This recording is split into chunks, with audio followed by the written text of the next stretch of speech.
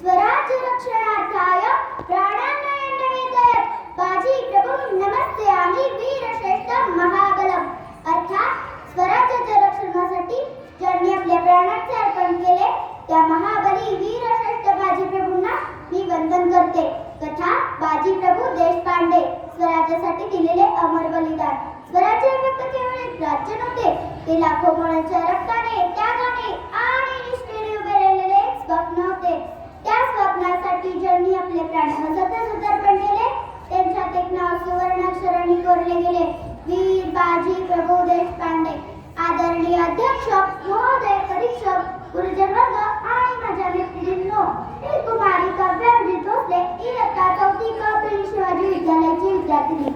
आज मी तुम्हाला अशा एका वीराची कथा सांगणार आहे ज्याच्या शौर्यामुळे छत्रपती शिवाजी महाराजांचे स्वराज्य टिकले आणि इतिहासाला एक अमर प्रेरणा मिळाली. सन 1660 पन्हाळगडाला सिद्धी जोहरने वेढा घातला होता.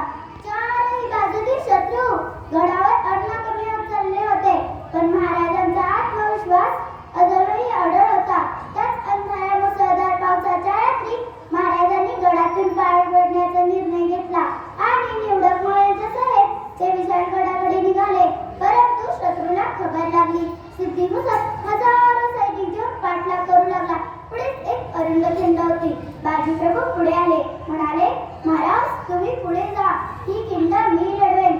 तुम्ही विशाळगडावर शिकून पोचला की 5 तोफा डागा, तोपर्यंत हा बाजी प्रभू जिवंत असेल आणि शत्रूला एकही पाऊल पुढे जाऊ देणार नाही.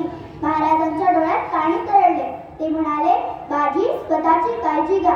बाजी प्रभूने हसतच उत्तर दिले, महाराज माझा जीव माझा नाही, तो स्वराज्याचा आहे. उत्तमेने ही सिद्धांती कार्यावाणी मनोरथे निसुद्धस्य सिंहस्य प्रविशन्ति मृगे मृगाः. अर्थात केवळ इच्छा करून कामे होत नाही, तर प्रयत्न केल्यानेच यश मिळते.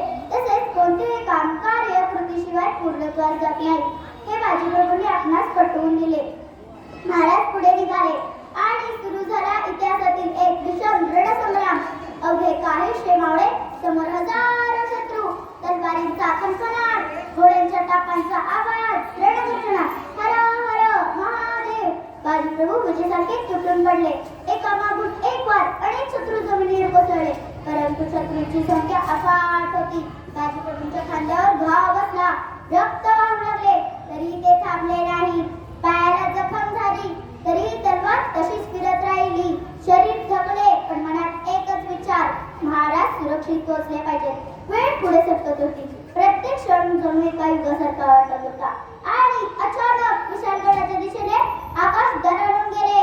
धाड, पहिली तोफ, धाड, दुसरी तोफ, तिसरी, चौथी आणि धाड, 5वी तोफ. बाजी प्रभूने आकाशाकडे पाहिले. त्यांच्या चेहऱ्यावर समाधानाचे तेज पसरले. त्यावेळेस म्हणाले, महाराज तुम्ही सुरक्षित पोहोचला. आता हा बाजी निर्धास्त आहे. देह गेला तरी चालेल, पण धर्म आणि स्वराज्य जिवंत राहिले पाहिजेत. या गुणांनी बाजी प्रभूंनी पावनखिंडीत आपल्या रक्ताचा अभिषेक केला. शौर्यं तेजो धृती राक्षं युद्धे चाप्यपलायनम् दाढमेश्वर भावश्च क्षत्रं कर्म स्वभावज. अर्थात शौर्य, तेज, धैर्य, युद्धातून न पडणे, दानशीलता आणि नेतृत्व हे क्षत्रियाचे स्वाभाविक गुण आहेत. या गुणांची जोपासना करत बाजी प्रभूंनी स्वराज्याच्या धर्मी आपली आहुती दिली. लक्षात ठेवा, बाजी प्रभूंनी स्वराज्यासाठी प्राण दिले. आपण आपल्या देशासाठी चांगले नागरिक होण्याची प्रतिज्ञा करूया. देशप्रेम, मेहनत, शिस्त या गुणांनीच आपण त्यांच्या बलिदानाचा खरा सन्मान करू शकतो.